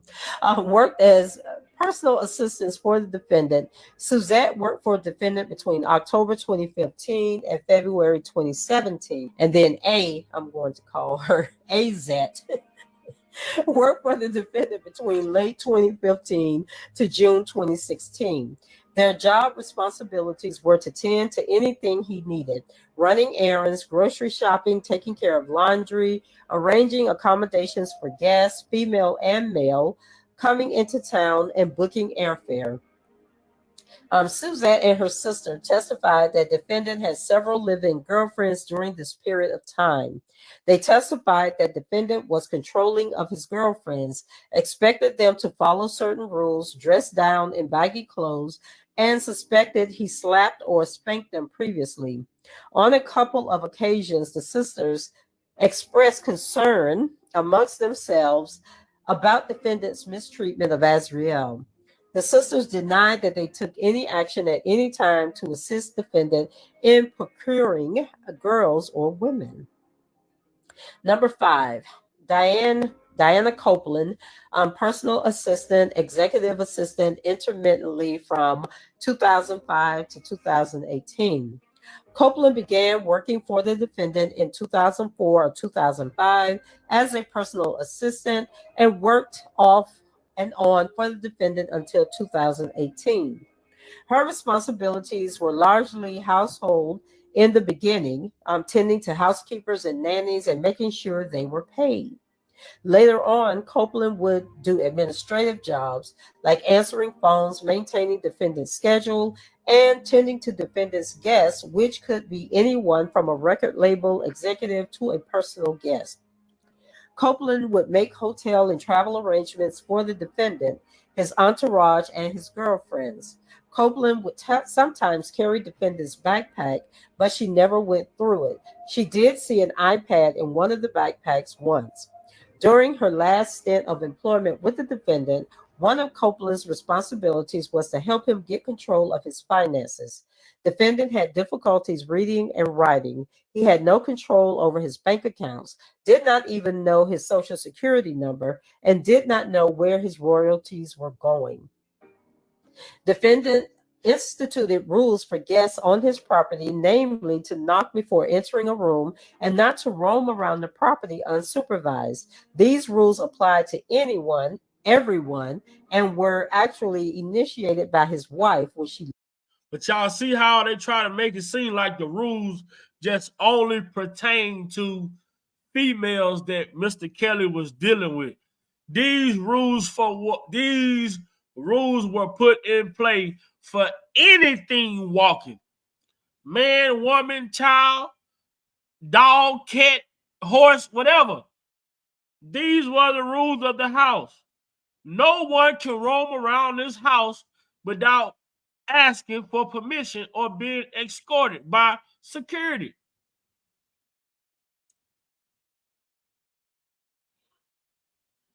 Nobody.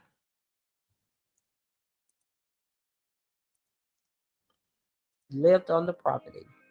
Copeland acknowledged that defendant's girlfriends also followed defendant's rules to wear baggy clothing and not to interact with other men in public. Defendant had girlfriends who stayed at his properties, sometimes for extended periods of time. Some girlfriends lived in defendant's home while others did not. They were free to leave if they wanted to. Copeland never attempted to stop any of defendant's girlfriends from leaving his property. Defendant never asked Copeland to recruit women for him, nor did she ever hear him ask any other employee to recruit women for him. Copeland never saw defendant attempt to prevent any woman from leaving his home. She never saw defendant lock any of his girlfriends in a room, and he never asked for her to confine any of his girlfriends. Defendant's girlfriends had constant access to food and assistance to help them with anything they wanted. 6, Nicholas Williams. I don't remember Nicholas. Williams worked for, and he was an intern and runner in 2003. Nicholas Williams worked for the defendant for a year in 2003 when he was 19 years old. He described the environment as hostile work environment and was disappointed that was not able to use, okay, I think she meant that he was not able to use the audio equipment. I think I do kind of remember him. Is he one of the people that sued for the back wages or something, or was that the Navarro guy? Anyway, different types of people visited defendant at the studio, ranging from professional artists, musicians, actors with whom he was doing projects, personal trainer, some of his entourage, and female guests. Williams noticed that defendant's female guests at the studio were young. Williams was instructed not to interact with the female guests. 7. Cheryl Mike, executive assistant from 2014 to 2015. And for those of you who don't know, Cheryl Mike is the mother of London on the Tracks, who is a music producer. So Mike, M-A-C-K. I know y'all get mad. Y'all say I be saying Mike like M-I-K-E, but it's my southern drawl, okay? So anyway, she met defendant in 2005 when she was working as a talent manager in the industry. She reconnected with defendant in 2013 through another record executive and began working as defendant's executive assistant in 2014. She managed defendant's calendar and worked on projects with him. She also arranged travel for his guests and entourage. Cheryl would arrange travel as requested by the defendant and use the company credit card to book necessary reservations.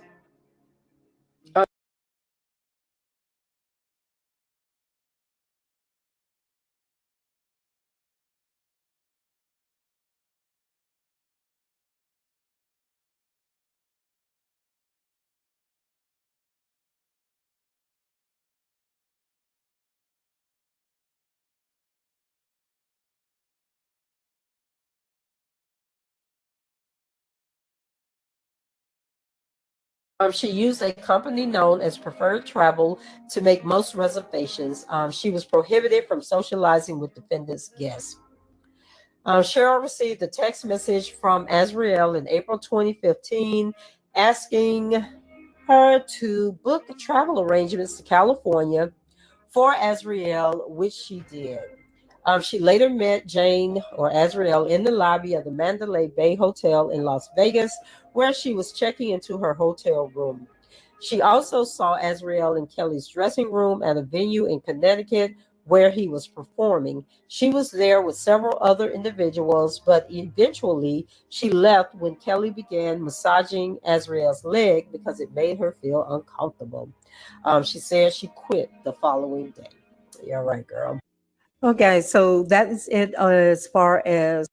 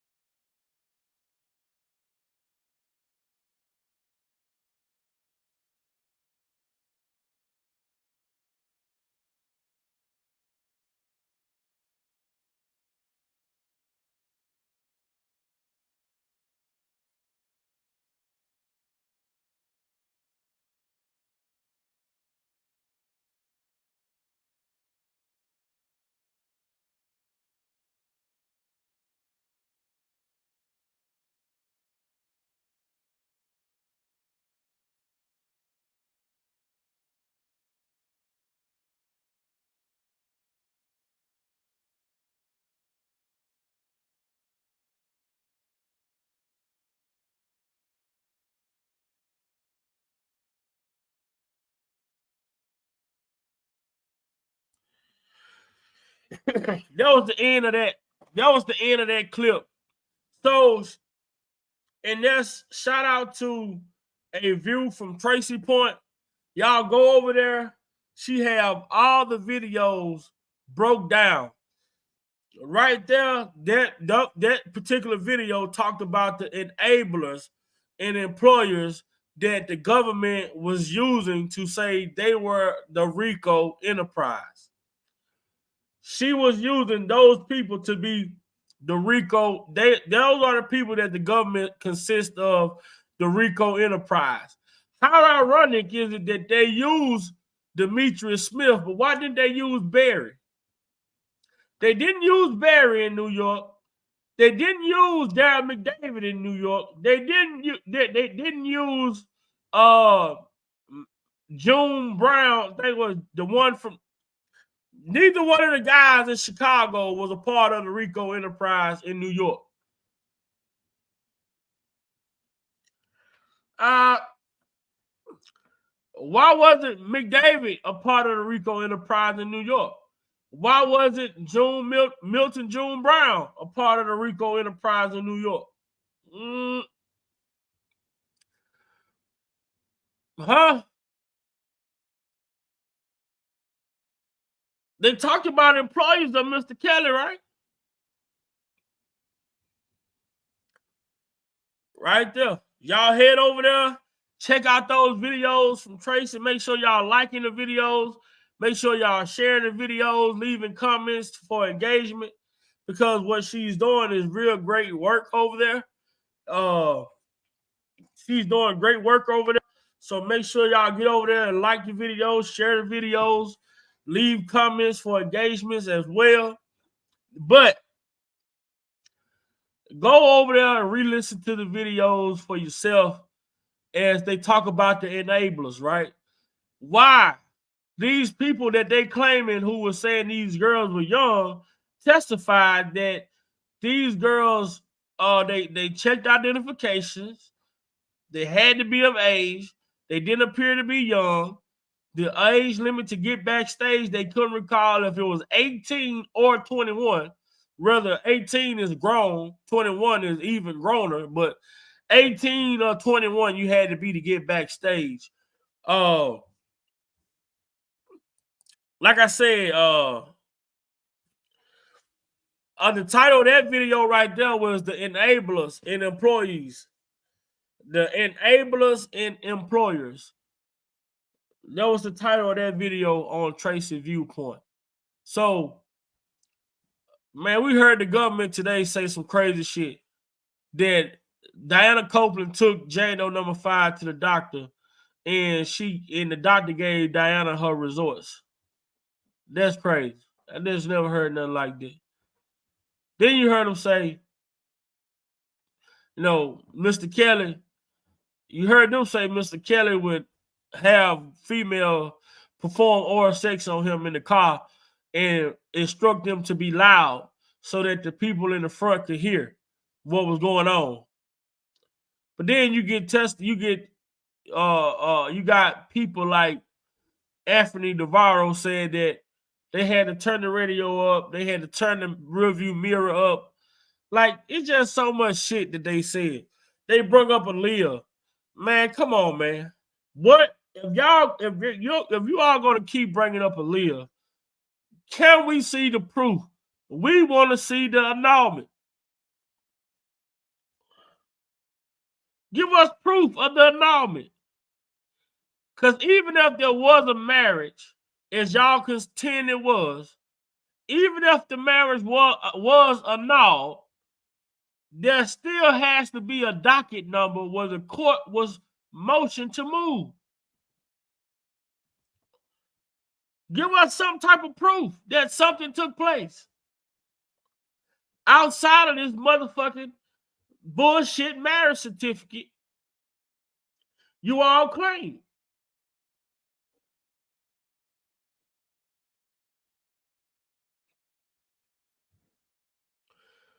People like Demetrius Smith, these are scorned individuals, man. People who no longer employed by Mr. Kelly, who was pissed off that Mr. Kelly wouldn't talk to them. Who was pissed off because Mr. Kelly cut off their wealth of finances. People like Cheryl Mack, who was pissed off because she felt as if she deserved more than what she was getting.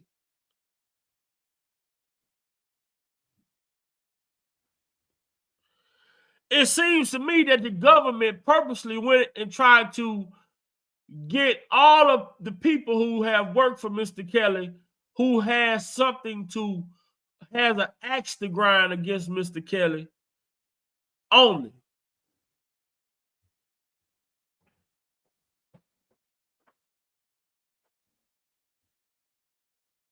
I'm like, Mr. Kelly now. You mean to tell me ain't nobody have not one good thing to say about me? Not one person?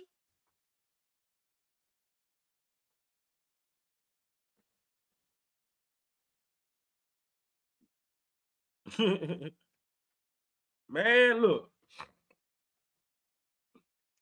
I appreciate each and every one of you just for coming over this morning.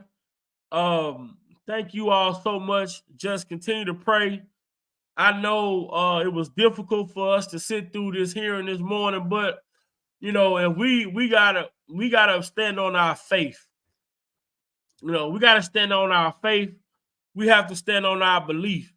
And if we and if our faith is in God and our trust is in God and our belief is in God, then what we witnessed this morning, we can't allow that to adjust how we feel. We can't allow that to control our emotions, because at the end of the day, we're not looking for right now vindication. Right now, we're looking for the overall vindication. You know, we don't want to have no happy moment. We want it to all be over with. We looking for it to all be over with. So if y'all got trust in God, believe in God, y'all faith is in God, don't get discouraged about little things that you see right now. Because guess what, man? This fight is going to continue. This fight is going to continue. And when God feels as though the time is right for this fight to finally end, then this fight will be over. But until then, we just have to keep the faith and keep believing and keep coming out here, keeping this case alive, keep talking about the case, keep talking about the evidence, keep talking about the facts, regardless of how people feel, regardless of what people say. At the end of the day, you have an individual preference to believe what you believe. And if you believe someone was mistreated and done wrong based off the things that you've witnessed and seen, then you have the right to feel the way that you feel. You have the right to raise the question. You have the right to demand answers.